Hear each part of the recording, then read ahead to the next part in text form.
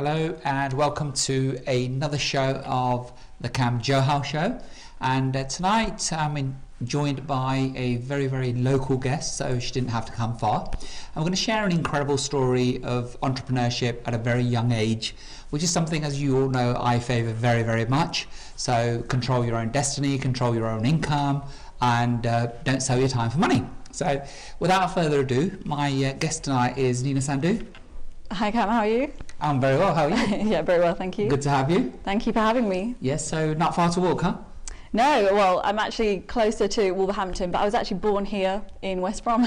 Okay, so Yeah. what was your upbringing like, and what's West Brom like for a child? I think very similar for everyone else, born and raised in the Midlands. So yeah, born right here, Sandwell, and then since I was about 6 years old, I was around these areas, and then from there I moved to a small town close to Wolverhampton. And yeah, very normal, like I guess most youngsters, went to school, worked hard, and from there went to university, and that's when I then started to venture out and Okay. yeah, develop a different mindset later on. Sure, so siblings?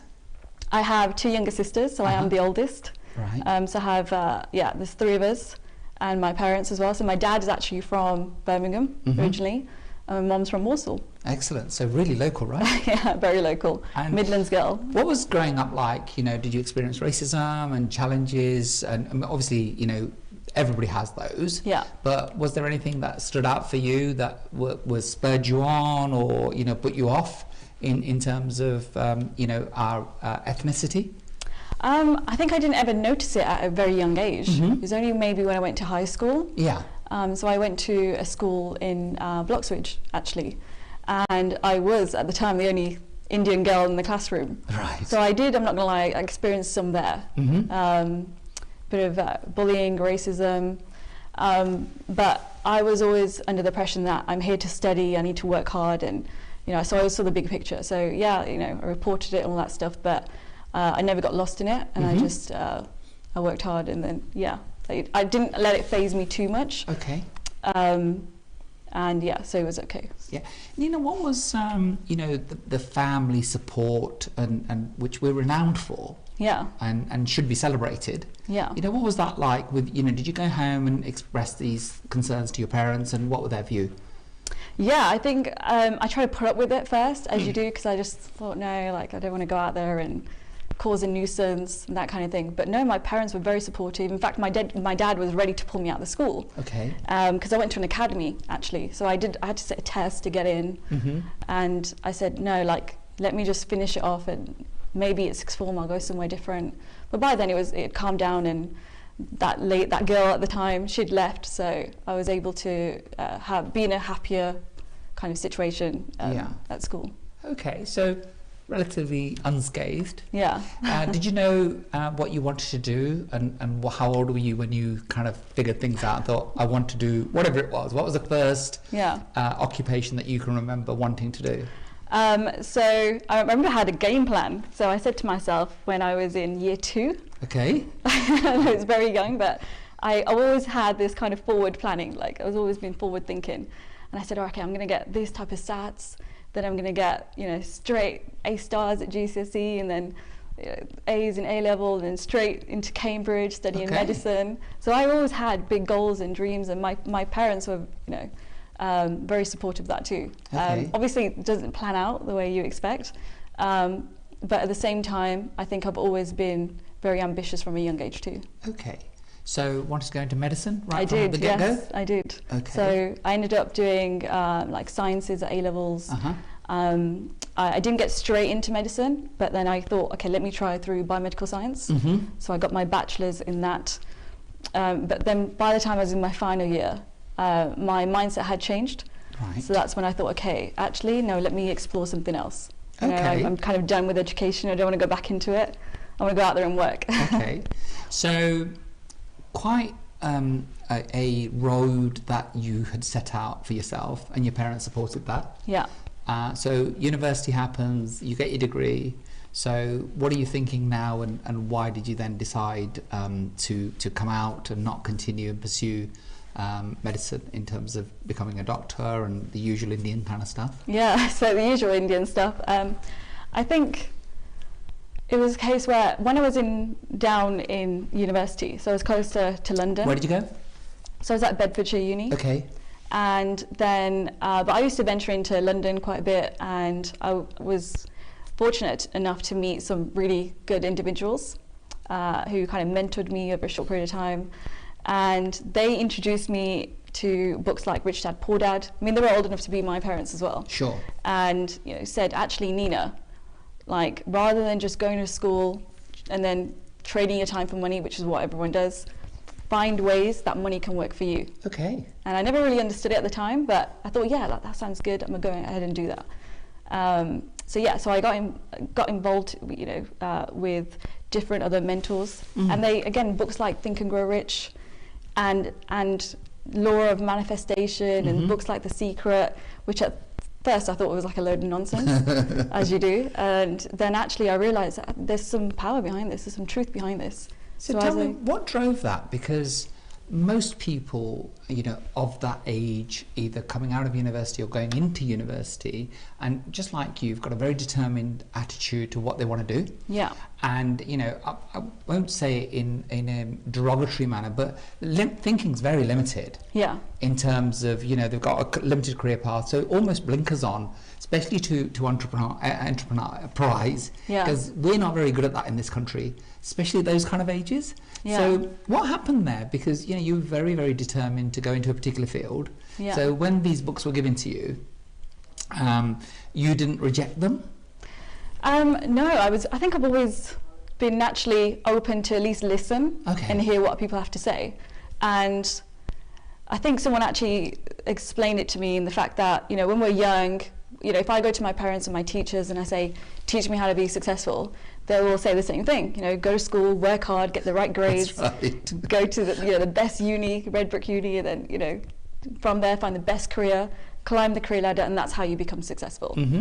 But then when I researched, let's say, entrepreneurs, and I found out, most of these guys had dropped out of uni and didn't really have a degree and all sorts, and I just thought, okay, how on earth did they get there? And it really is your mindset and your goal plan, and then from there I realized, actually, okay, let's say I was Richard Branson's daughter, or Bill Gates's daughter, or Warren Buffett. What would these type of individuals teach me? Yeah. So when I started to realize, okay, it's about creating multiple streams of income, and rather than doing the same thing, just trading your time and just relying on one source of income, that really today isn't really security.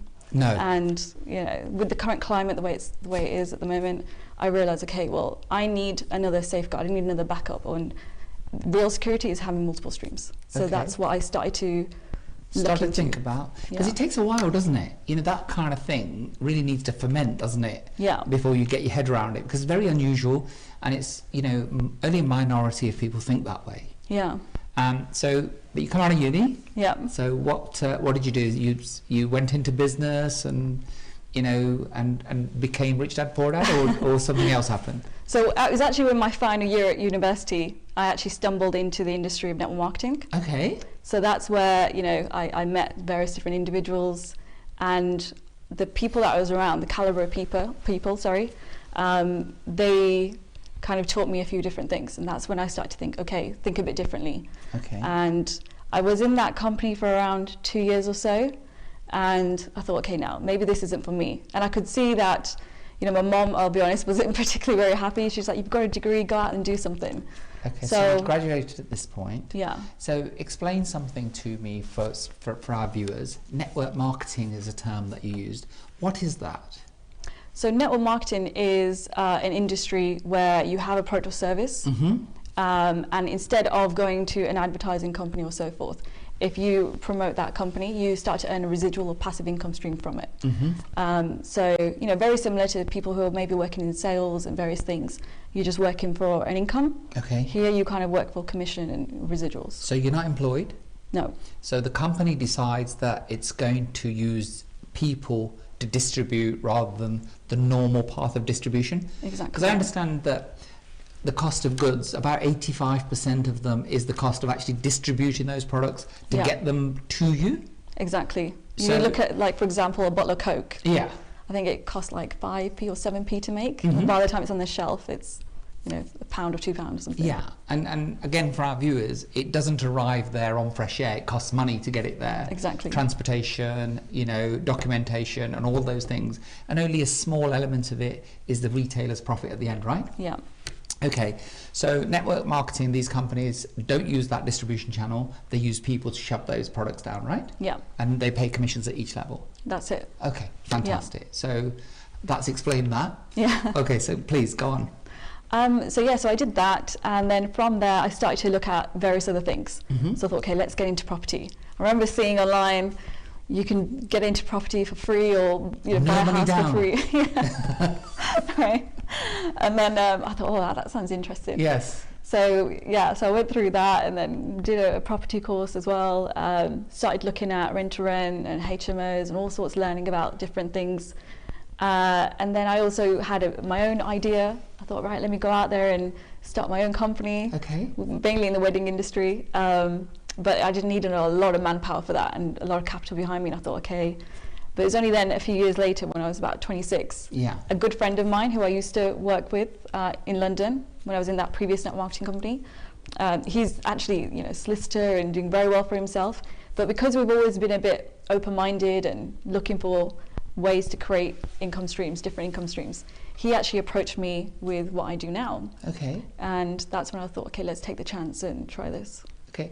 So, but you worked, didn't you, as well? You had a I job. did. So when did that come in? Did that come in after university? Were you working at this time when you were doing researching? Yeah, I was. So you had a full-time job? Yeah. So what was that? So when I came out of uni, I became, I worked in a few different things, so a little Mhm. bit of recruitment, business development, and then I stumbled into medical sales Okay. around 23. Mhm. So, you know, I was enjoying it at the time. I thought, wow, nice company car, good money, Yes. right? You know, I think they flew me out to Italy in my first week.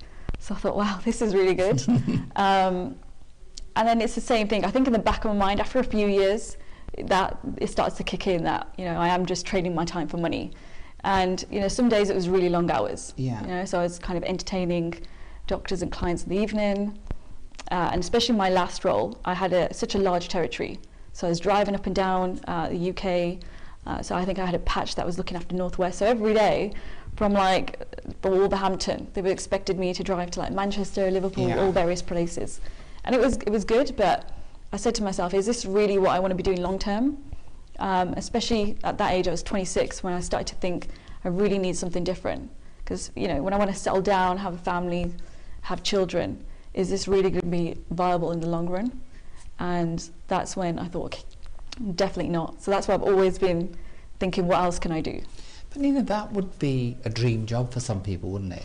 Yeah, you're I on guess so, good yeah. money, a company car. So, Yeah. you know, you can use it personally at the weekends. Yeah. And that would have been enough, wouldn't it? And then, obviously, from a family point of view, because we always take what our parents say or our siblings say into account. Yeah. So, what were your parents saying, or did you actually talk to anybody when you're thinking, I'm going to quit this? Because it's medical sales, right? Yeah. It's a great job, and you get to travel around, and you're not sitting in an office all day. Yeah. But it clearly wasn't enough for you, and we'll come to that. But what was your family like at this stage? To be honest, they were very proud. Okay. And they were very happy. Okay, my daughter's, you know, good job, and they were very much play it safe, you know. So, no, like, this is good. Stick to what you know, kind of thing. And I just knew for me that I could achieve more. So you go home and say, Dad, I'm leaving. I'm going to be self-employed. I've read Rich Dad Poor Dad. Right? I'm going to be a millionaire next week in network marketing. Yeah. What did he say? He was just clueless. I think because no one in the family, well, especially, you know, my dad and my mom, they've come from working backgrounds as well. So, you know, I've always worked. They've not had that entrepreneurial spirit. So they were like, well, where has this come from with you? But I think your power of association is very important. Mm-hmm. I remember my mentor saying to me, if there is something that you really desire, right, follow someone who has the success that you desire, Mm-hmm. and follow that path. Yes. So the people that you listen to around you is very, very important. Yeah, yeah. So as much as I really respect my parents and I love them dearly for everything that they've done for me, you know, they've put food on my table, and I've seen, you know, difficult times, but they've always, you know, pulled through and done very well.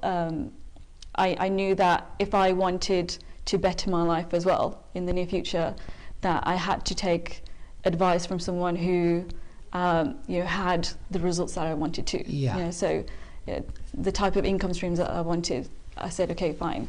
That's I'm going to have that kind of narrow mind thinking and think I'm just going to follow people who have what I want. It's focus, isn't it? That's it. Right. So, and that's quite a difficult thing because, especially in our community, we respect our elders, especially our parents. Yeah. So, they're offering one set of advice and your heart and your mind is tugging you towards something else, right? Yeah. So now, how do you differentiate those things? Because I get a lot of clients that will say, Kam, my mum is everything to me. Yeah. Or my dad, or whoever it is, they've got a significant person in their life who they're always looking to please. Yeah.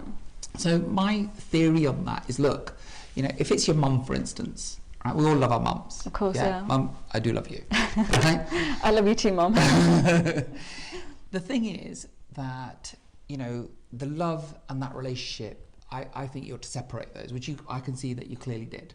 Yeah. So then there's the person who may not be the best educated person in the world, who may not have any experience of any idea what you're actually proposing to do. Yeah. So therefore, there's no qualification there to give you any advice, is there?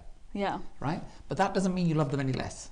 No, of course not. So I think you need to separate them, Both. the relationship from the person. Yeah. And if the person isn't qualified, doesn't know what they're talking about, Yeah. has never been an entrepreneur, and again, hasn't enjoyed the sort of income that you want to enjoy or the lifestyle, Yeah. then they're not the person for advice, are they? Yeah. I mean, the way I see it is everything that I do is for my family, first and foremost. Of course. So I want to give them a better life.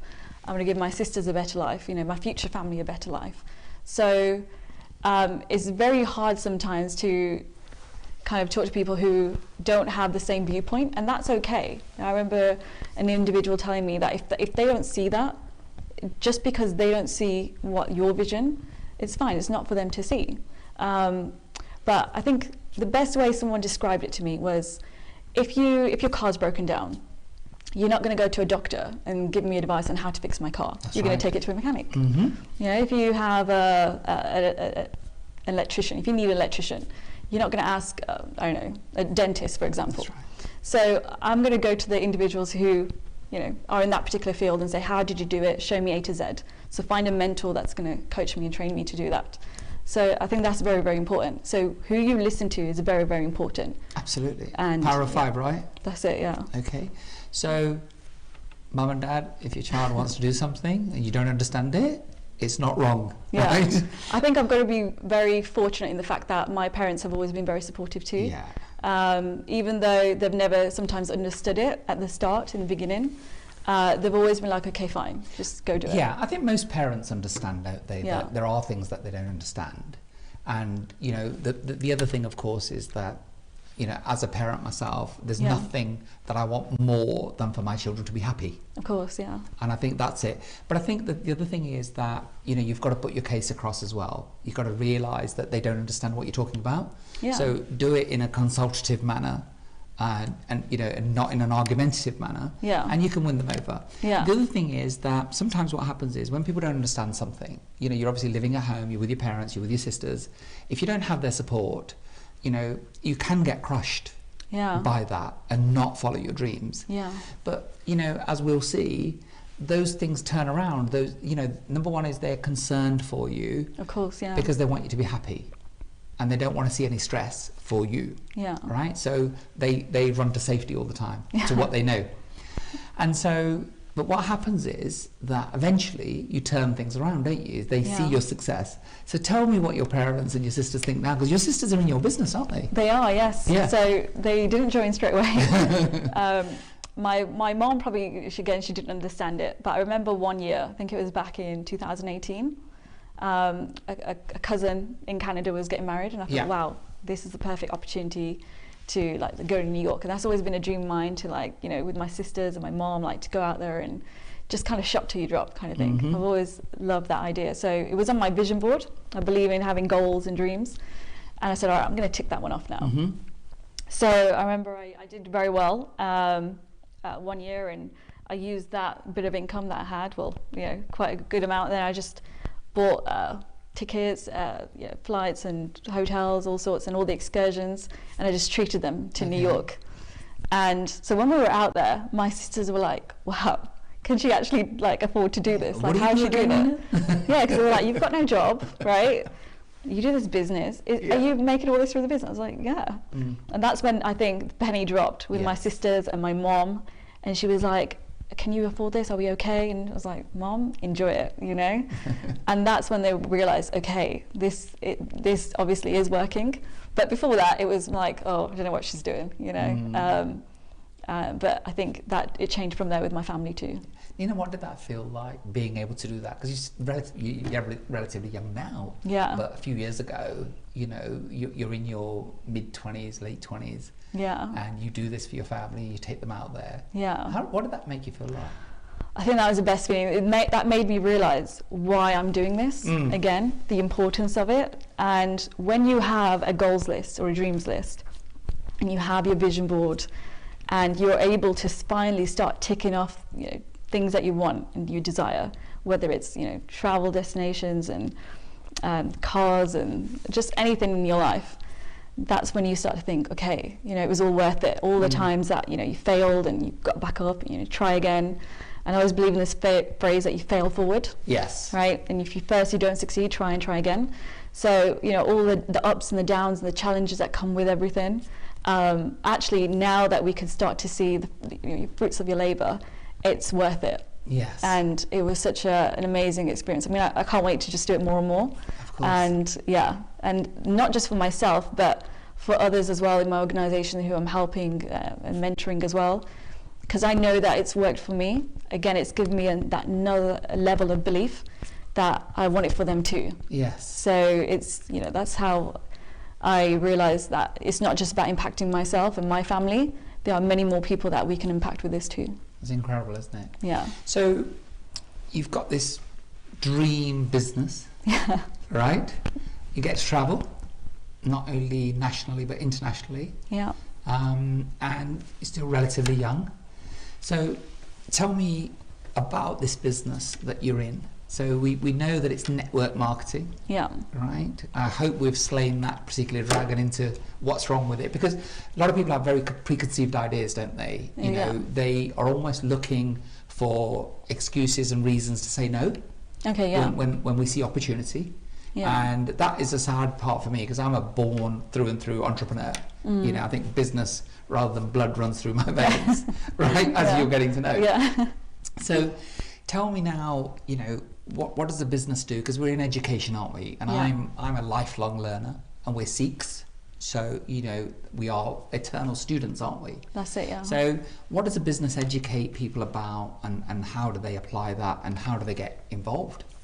Yeah, so we have various different sections. So it's mainly within the financial markets. Okay. So 3 different areas, which is Forex trading, we have crypto trading, and also binary trading. Okay.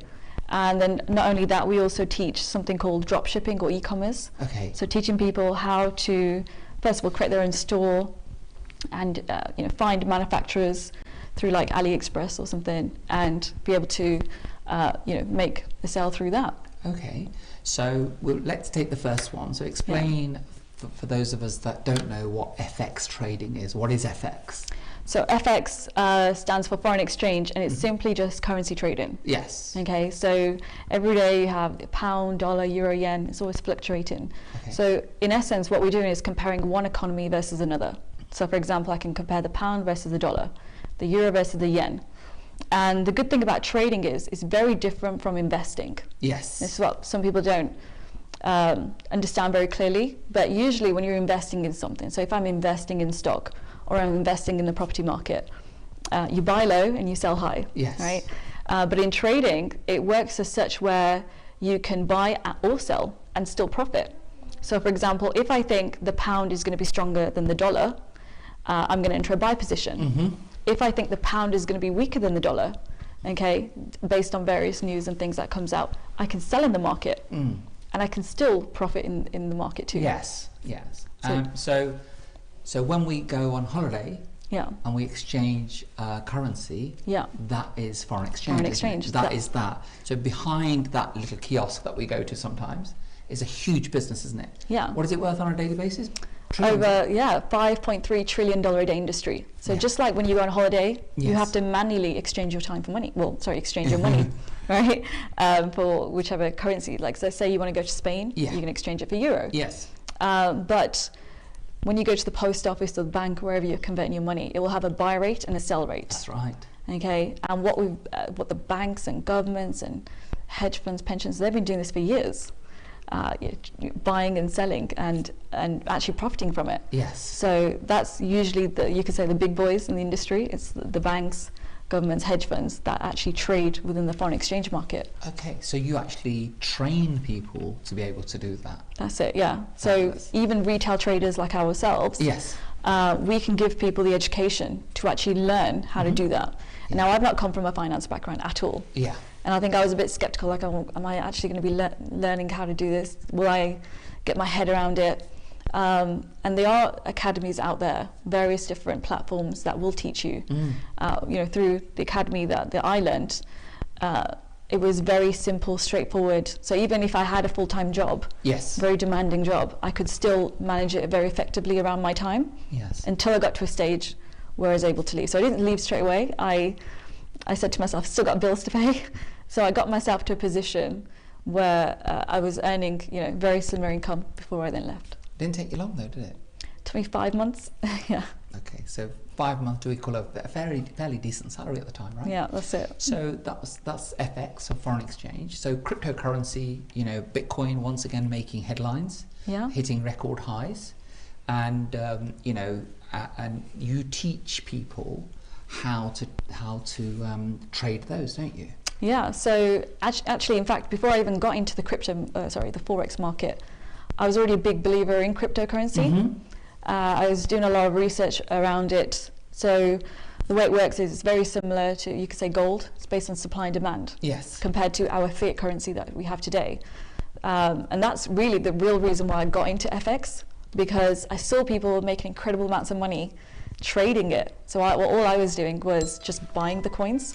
God, I'm so sorry. Sorry, guys. So what I was actually doing was just buying and holding it. I didn't know how to sell it and read the charts. I had no idea when to get in and when to get out. So I thought, right, I need to, that gave me the idea that I need to actually look at this and learn about it. So when a friend of mine actually said, Nina, you should try out FX and learn how to trade charts, that's when I thought, okay, yes. So we have great educators that, for example, give us trade ideas, and they show us what the market's looking like, Bitcoin, Ethereum, Ripple. Yeah. So we know when to get in and out of the market. Okay. So we're going to touch on binary. Binary, so that is, we call it HFX. Yes. So it's very similar to Forex, but there's, it's like a time period. Yes. So you're entering trades for like 3 minutes at a time. Yeah, it's also known as high frequency trading. That's it. Yeah, that's high frequency. That's it. Yeah. So the way that works is, I find that especially people who are very busy, let's say, again, you're in a high demanding job, or mothers especially, they prefer HFX, as it's called, high frequency. Why? Because you are literally entering 3 minute trades. And it doesn't matter if the market moves just a small amount or a large amount, you get a certain percentage profit at the end of it. Okay. So if you said to yourself, okay, I can dedicate half an hour a day, right, in the morning or in the evening, right, I'm just going to sit here and enter my 2-3 trades and make between my 2% and my 5% on a daily basis, and then compound it, etc. You could. So a friend of mine, actually, she has 2 young children. I know that she gives 1 child to her husband, 1 child to her mother-in-law, and then she goes, right, leave me alone for half an hour. She just trades for half an hour, and then that's it. She goes back to her normal duties after. Incredible. Yeah. So last but not least, e-commerce has been huge, and those companies, Amazon being the most famous of those, stock has rocketed during COVID. Yeah.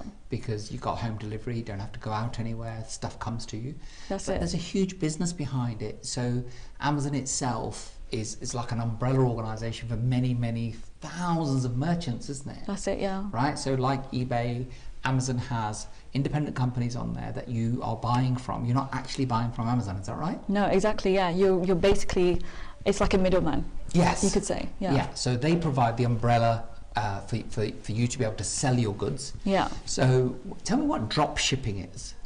Okay, so for example, I'll explain it in this term that, sometimes when you're on Facebook, you're on Instagram, you'll see a sponsored ad. Yes. I don't know if you remember at the time, like during our first lockdown, I had a lot of ads popping up, especially like gym products. Yes. Okay, and I'm always, I see something, I'm just like clicking, oh, that looks good, let me buy that. So I think I bought like some resistant bands and Yes. stuff.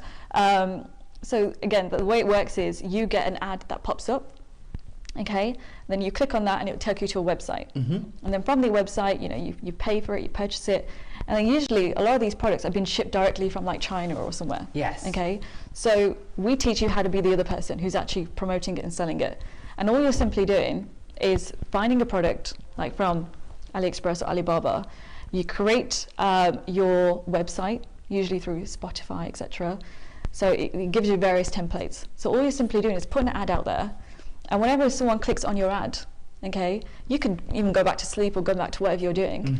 Whenever someone clicks on your ad and makes a purchase, I haven't got a warehouse full of products. No. I'm not packaging anything or anything like that, okay? In fact, what happens is that order is then sent straight to the manufacturer, and he literally drop ships it straight to the consumer's door. Hence the term drop shipping. Drop shipping, right? Yes. that's it. Okay. So I'll give you an example. Let's say you have someone's been searching for kitchen utensils, okay? It's all AI technology and cookies, so they can tell what people want based on your cookie search. Oh God, yes. Yeah, so they follow you around the internet, don't they? That's it. Yeah. So if I put out there that I've got this potato peeler or something, and my manufacturer is selling it for 10p, but I put it online for £1. You could have someone in the US or down in Australia or in London or Kenya or anywhere in the world, and they will be making those purchases. So you don't have to worry about that. It literally gets sent straight out from the manufacturer, and that's how it works. And you make your cut in between. Okay. So that traditionally, to somebody sitting on their sofa watching today, would be a very large investment type business in the past. Yeah. Right? That's it. So you would then only pay for the goods that you actually sell. So you've sold the goods, the money's on its way to you, and then the manufacturer ships those goods, and then you get paid, and you pay the manufacturer, right? That's usually the old way. You have to buy the goods first. Yes. It doesn't work like that anymore. No, that's incredible, isn't it? Yeah. So all of those systems, and for anybody that's interested, you can teach people to do that, right? Exactly, yeah. So all of those systems, there's not a lot of money involved, because traditionally, I'm in property and finance. Yeah. So, you literally need hundreds of thousands of pounds, certainly tens of thousands of pounds these days to get into property. So all of that nonsense about no money down, don't believe it. Yeah. Right? There's always money involved. Exactly. But we're talking quite small sums of money, aren't we? Yeah. Because we were talking before the show that for about £1,000, you could get yourself educated and start trading in one of these fields. Yeah, exactly. So gone are the days where people are spending thousands up front, and the way I look at it is, it's like, as much as I still say to people, go get educated, but it is £9,000 a year. Yes. Right? Even, for example, stuff like, how can I put it, like courses. Some people, have courses and they spend 2,000-3,000 up front. What I realize is you don't need to do that. Right? You don't need to have to spend thousands up front, even for a couple of hundred. Because of the way the online industry works, e-commerce, you can get access to things that are a lot more affordable. And at least give it a try. That's what I say to people. You're not breaking the bank. Yes. People spend, £1,000 these days on mobile phones and laptops and all sorts, or expensive trainers and stuff. Come on, you've got to have that £1,100 iPhone, haven't you? That's it. And that £250 Gucci belt, even if you're overdrawn, right? Yeah, like handbags today, like Chanel handbags and all sorts. People want the latest things, but what I say to them is, actually, if you invest your time into yourself, into your personal development, your education, you're going to get a lot more out, later in life. Look, poor money mindset, big favourite subject of mine. Right, so you're either buying liabilities that are sucking the money out of you. Exactly. The other thing, of course, is that when you're employed, you're paying that out of net income. Yeah. So tax has already been removed, national insurance has already been removed, so you get what's left. Yeah. And then you're spending it on goods that you don't necessarily need. Yeah. And of course, government still collects 20% VAT as well. Yeah. Right? That's So it. ridiculous situation. Yeah. So, but if you have a business and you buy those goods for business, you actually get the VAT back. Yeah. Right? That's it. So, Yeah. you know, it's Works win-win, out. isn't it? Yeah. But look, you know, like we said, so a small amount of money will get people into business these days. And that really is the point of, you know, one of the motivators for bringing Nina on board today was, number one, is to demonstrate to you guys that, you know, at a young age, you can be thinking about becoming entrepreneurs. And for parents, if your children don't want to follow the traditional route down to university and follow those traditional careers, because they're disappearing very, very fast. Yeah. Right? So I was reading something that in 15 years' time, everything will be automated, human beings will be surplus to requirements, and we will be paid a universal wage. Wow, yeah. Right? So when you read about that in about 10 years' time, you can say, Kam Johal told you first about universal wage, right? That's you sitting at home doing nothing, and the government paying you because they don't need us to do the normal work. But of course, governments will always need people to do some work, right? So Yeah. that depends on how qualified you are and what you do. Yeah. But things like foreign exchange markets, they're not designed for us mere mortals. They were designed for institutions. Yes. But of course, we now utilise the systems to actually do the same things that, you know, banks and financial institutions are doing. Yeah. Same as cryptocurrency and you know, and drop shipping has meant that the average person can, sitting from their home, be in an international import-export business, which is what they used to be. Exactly, yeah. Right? That's You'd it. have to ship those goods in, you'd have to go and source them. Yeah. So you'd have to then bring them in, house them in a warehouse, pay all the duties at the ports, Yeah. and then finally, you know, advertise to sell them. Yeah. But, you know, the world just doesn't work like that anymore. Exactly, yeah. Okay, so tell me something, Nina. Go back, you know, to you're 18. Would you take that degree again? Would you go to university again? I think it taught me a lot still, course. you know, because I lived out, so, you know, just even little things like how to be independent and kind of fend for yourself. So I still value all of that. Mm-hmm. And the degree that I did, I still love the course. Yeah. I think what I would do is, if someone wants to go to university, I'm all for it. And if they, on the back of that, if they, let's say, start their own business or do something creative, as long as you love what you do, that's what I always say to people. You know, so if you want to become a doctor and that's what your heart desires, or you want to become a lawyer, then go do it. Okay. But this approach that you're just doing it for the sake of doing it, you know, I don't think it's really worth it in that sense. So if I have children tomorrow and they say, okay, Mom, actually I don't want to go down that route, I'd rather go down this route, you know, I would, you know, 100% agree with them and say, okay, go do it then, you know. But definitely try out multiple different things to find what works for you. But yeah, create multiple streams of income. That's really my approach now. You know, find ways that money works for you. Yes. Don't just rely on one stream of income, because that's what most of society teaches. But if you look at the level of wealth in the world today, right, and this is something that they talk about in Rich Dad Poor Dad, that 95% of people today who are, let's say, trading their time for money, whether you're an employee or, let's say, small business, that only accounts for 5% of today's wealth, compared to the elite, Yes. right, who own 95% of today's wealth. So my way of thinking was, okay, well, how on earth are they able to do that? And you look at the average millionaire today, I think they create 7 to 8 different income streams. That's right. Yes. Yeah. So, you know, I'd like to kind of steer them in that direction, say, you know, have your mindset in this direction instead. So, yeah. And I think because I went to that university, I actually bumped into those individuals. I bumped into the right people. And from there, that's where my journey really started. So for that reason, I probably wouldn't change it, because I wouldn't have met those incredible people that I did. Yeah. Yeah. And I think, you know, we, again, coming back to the UK, I don't think we're as entrepreneurial as some countries. Yeah. So something like this, you know, we now call it a side hustle. Yeah. So, you know, as a student, there are hours to spare. So you can start these things part-time, can't you? You know, even whilst you're at university. Yeah, definitely. I mean, I think an education, and you know, especially our community, it's like, go and get educated, then you can go and do what you like. I don't think there's anything wrong with that, because going, as you said, university life teaches you so many life skills. Yeah. Right? Especially if you go away from home. Yeah. And the discipline of getting a degree in whatever subject it is that you like, that teaches you certain skills that you can utilise. Yeah. And of course, for you, you know, you met these entrepreneurial individuals at university. Exactly. Yeah. Right? So had you not have gone, then it could be a completely different path, couldn't it? Yeah, exactly. So I believe that everything happens for the right reason. Yes. You know, you meet the right people at the right time, everything. Yeah, I do believe in God. I'm a tremendous believer in God. So I think that He always puts certain people in your path for a reason. Mm-hmm. And, you know, I believe again that you can either feed the fear or you can feed the faith. And what I have found, you know, in very recent times is a lot of people will lead with fear. Mm-hmm. What if this doesn't happen, and what if that, and what if this? And I always say to myself, well, why are you thinking like that? You know, what if it does? Then what? You Yes. know? What if actually you just go and achieve everything that you've ever desired? Right? So, you know, it's trying to teach people to not be fearful in themselves, because really I could show them 100, you know, let's say different ways of this person's done this person's done that. But you've got to have that belief within yourself to say, yes, I can do this. Yes. You know, I'm going to go out there and I'm going to have a game plan. I'm going to follow someone who has done it. And, you know, whether it takes me 2, 3, 4, 5 years or whatever, I'm going to put my vision or my path in this place and just work hard towards it.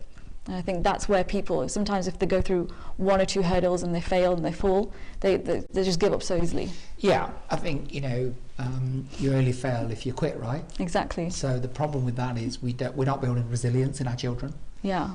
You know, there's certainly a lot more mollycoddling going on today than there was when I was growing up. Yeah. And I think though all of those things that you experience in very, very early on in life are the things that then come to affect your decision making. Yeah. So, you know, I think it's thousands of times that the average 17-year-old, 18-year-old has been told no. Yeah. Mostly by your mum and dad, right? So when we're constantly fed with "don't do this," you know, "no," and those words, you know, resonate and they stick inside your subconscious, don't they? That's it. And I think those are the reasons why people do that. Yeah. The other thing is there's almost there's a bigger fear of success.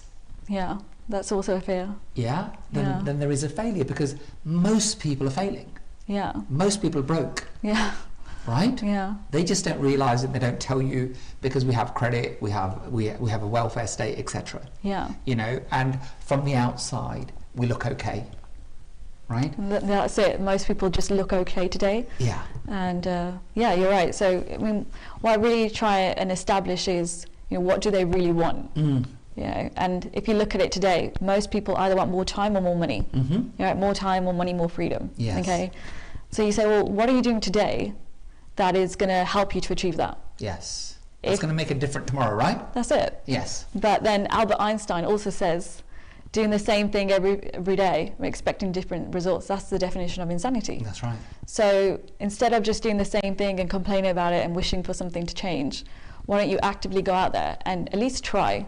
And it's okay to fail. Mm-hmm. It doesn't mean that you are a failure. Yes. You know, like you look at many entrepreneurs, and even just I look at sportsmen and women and all sorts of different, you know, categories of people, and they have failed multiple times, but they got it back up every time, and it's about learning from it. Yeah. Failure doesn't have to be fatal, right? No, exactly. Yeah. You know, I can tell you that I've had many more businesses and business activities that have gone wrong Yeah. than have gone right. Yeah. But, you know, if you look at the stats, you know, Michael Jordan talks about, you know, he's missed every shot that he didn't take. Yeah. That's it. Right? Yeah. So this could be the one. Yeah.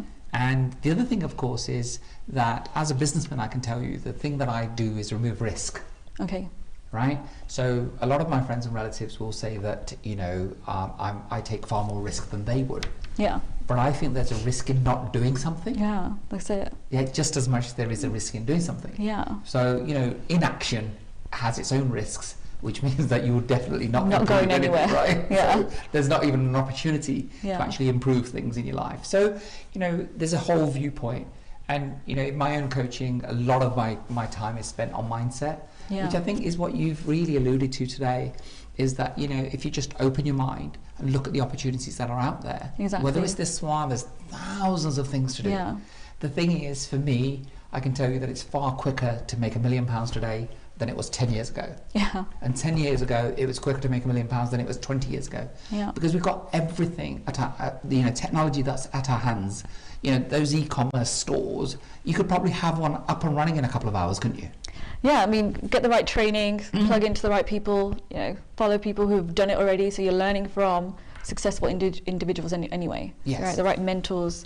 you've got everything there for you. I mean, all the information is out there. It's just up to the individual to just say, right, okay, you know, I'm going to commit to this, and don't expect quick results, you know, straight overnight. Like I say to people that there's no such thing as, you know, join today, tomorrow you're a millionaire, you know. But if you give it, sure? No, then I'm like straight away, no. Get rich slowly. Well, yeah, that's it. Yeah, you know, get rich slowly. get educated and learn it. Yeah. And it doesn't matter what title or rank. Like, even if I wanted to be a doctor tomorrow, you know, I'm not going to get there by tomorrow. I'm going to study. You got to go to med school for 5 years, do a lot of training, and then, you know, you have the right training, the right skills, then to become, you know, the doctor. If you had a doctor that said, yeah, I've been to med school for a week and now I'm going to perform heart surgery on you, would you volunteer? Yeah. You wouldn't be in that situation. Like, oh no, thank you. No. I went to a weekend training course. Okay. And I'm qualified. And now I'm ready. You know. Yeah. I think the thing is that education removes risk, right? Yeah.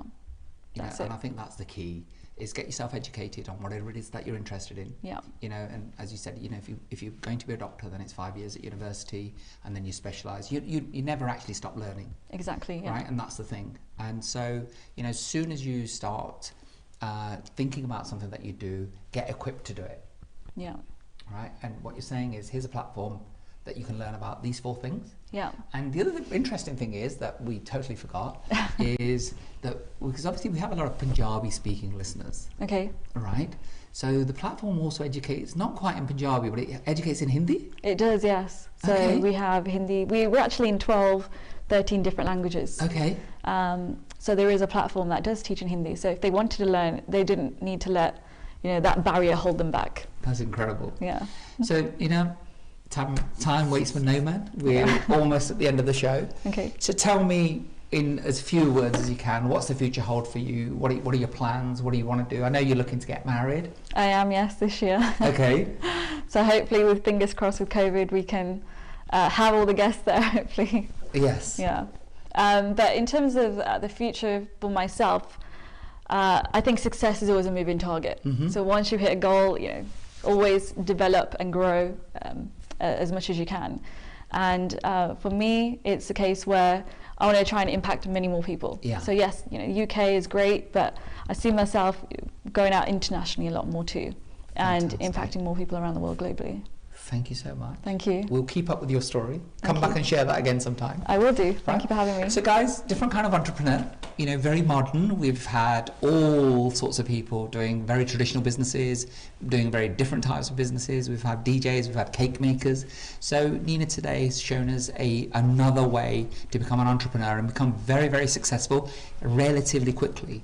But look, you know, it all comes with hard work. You've got to put that in. That's a given in any success story. And it's sometimes entrepreneurs don't talk too much about it because they love what they do. You know, people are constantly talking to me about the number of hours that I put in, but it never feels like I work an hour a day. So find something that you're truly passionate about, that you absolutely love and you're going to enjoy. Get yourself educated in the right way. You know, start with reading books. Go to platforms like Nina's, get in touch with KTV. If you're interested in knowing anything further, I can help. I can put you on to Nina. So that's not an issue for us if you're interested in that. But, you know, go out there and do something, because uncertainty is the only certainty there is at this moment in time. We're coming out of COVID. You know, the economy looks like it's going to boom, but somebody's got to pay this 400 billion, I believe, is what we're spending so far on combating this pandemic. So somewhere around, you know, taxes will be raised, the unemployment rates are going up. So think about what you're doing. You know, if you're prepared, then you will win. And that's the only advice I've got for you. So that's all we have for you on the show today. And so I will see you next Thursday at 8 a.m. for the breakfast show. And then back here again with another amazing and incredible guest. And until such time, so have a great week. Thank you so much for watching and take care.